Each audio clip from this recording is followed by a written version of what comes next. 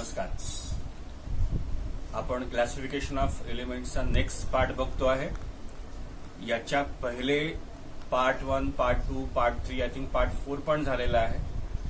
हे सर्व previous videos तुम्हाला हवे असतील तर तुम्ही या चॅनलला सबस्क्राईब करा, बेल आयकॉन दाबा, म्हणजे तुम्हाला सगळे नोटिफिकेशन्स जे आहेत ते प्रॉपरली मिळतील. आणि तुम्हाला कुठल्या क्वेरीज असतील, काही डाऊट्स असतील, तुम्ही कमेंट सेक्शनमध्ये जा आणि तुम्ही मला तुमचे डाऊट्स विचारू शकता.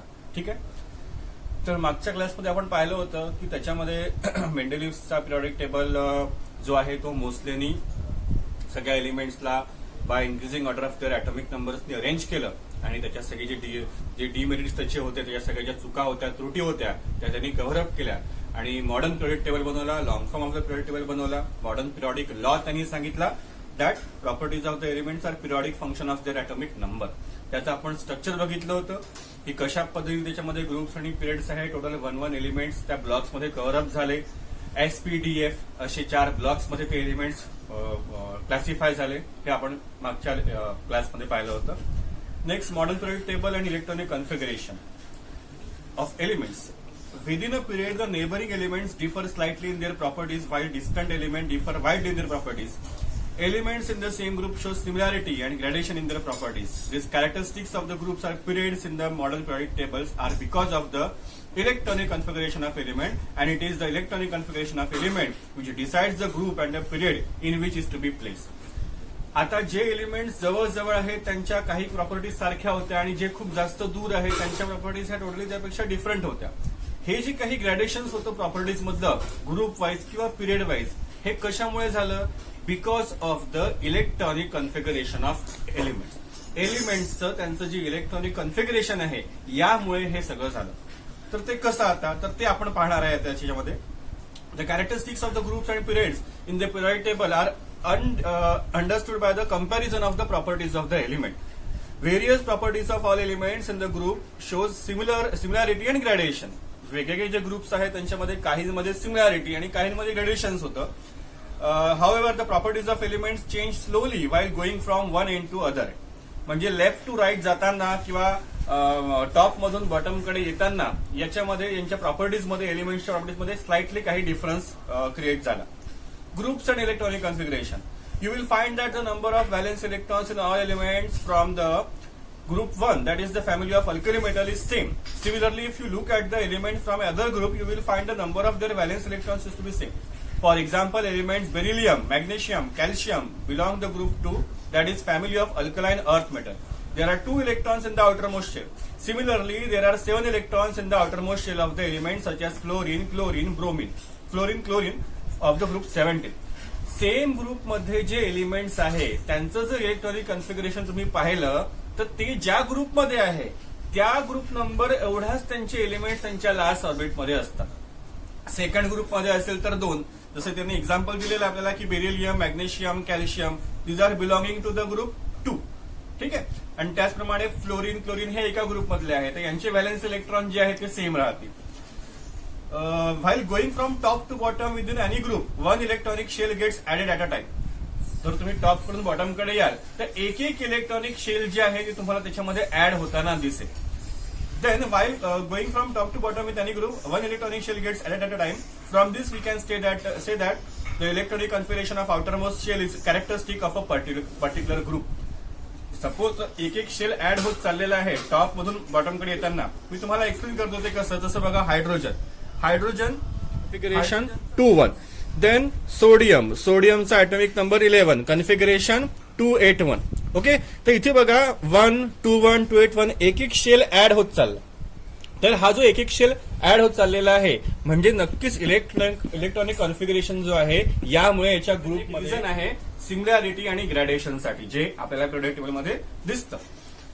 Then periods and electronic configuration.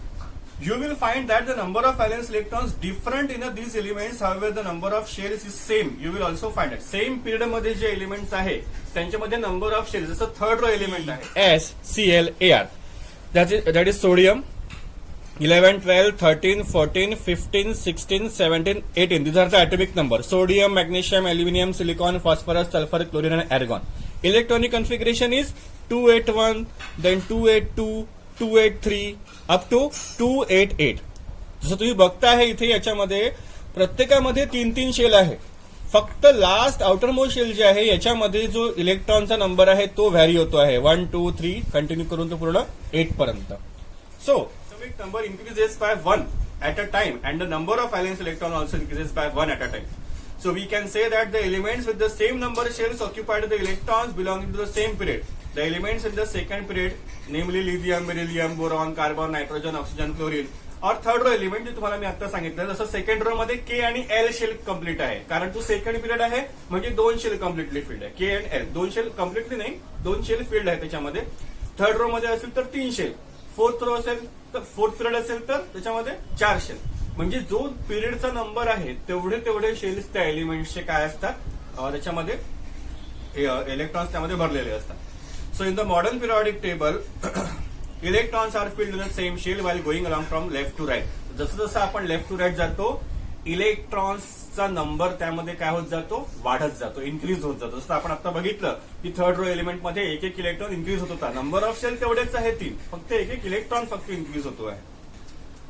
At that beginning of the next period, a new electron shells start filling up. So the number of elements in the first 3 periods is determined by the electron capacity of the shells and the law of electron octet. तर जे पहिले 3 period आहे याच्यामध्ये आपण law of electron octet आणि त्याची जी electron capacity आहे या हिशोबाने हे शेल सगळी फिलअप करू शकतो. पहिले 3 पिरियड म्हणजे फर्स्ट, सेकंड आणि third. Okay, so as per the electrons holding capacity of shell, 2 elements are present in the first period and 8 elements in the second period. The third period also contains only 8 elements due to the law of electron octet. So there are a few more factors which control the filling of electrons in the subsequent periods, which will be considered in the next electron capacity. The formula is 2n square. N is the number of shell. So for the K shell, value of n is 1, so 2 into 1 square, that is 2 into 1, 2. Capacity of K shell is 2. Then for L shell, it is 2 into 2 square, that is 2 into 4. The capacity of L shell is 8. Then 2 into 3 square, that is 2 into 9, which is 18. Capacity of M shell is 18.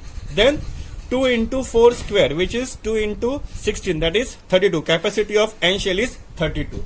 तर हा formula जो आहे 2n स्क्वेअरचा तो formula use करून आपण के L M N हे जे shell आहे यांची प्रत्येकाची इलेक्ट्रॉन कॅपॅसिटी किती आहे ती आपण फाइंड आउट करू शकतो. So the chemical reactivity of element is determined by the number of valence electrons in it and the shell number of the valence shell. This is the information on the points is obtained from the position of elements in the periodic table. That is the modern periodic table. ही त्यांचे number of म्हणजे त्यांच्यामध्ये जे electron number of electrons जे आहे आणि number of valence electron आहे यावरून आपण त्याची जी रिएक्टिव्हिटी आहे केमिकल रिएक्टिव्हिटी की ती इलेक्ट्रॉन डोनेट करू शकतात आहे किंवा गेन करू शकतात आहे किंवा शेअर करू शकतात आहे हे आपण त्यावरून ठरवू शकतो. Okay, so thanks. बाकी सगळा पाठ आपण नेक्स्ट व्हिडिओमध्ये पाहू. थँक्यू.